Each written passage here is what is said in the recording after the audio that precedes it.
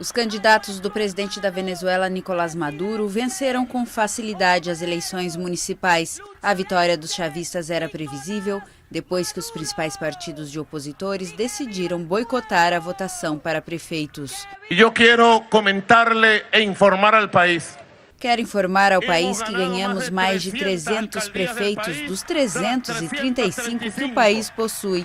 Mais de 300 prefeitos no país. Mais de 300 alcaldias do país.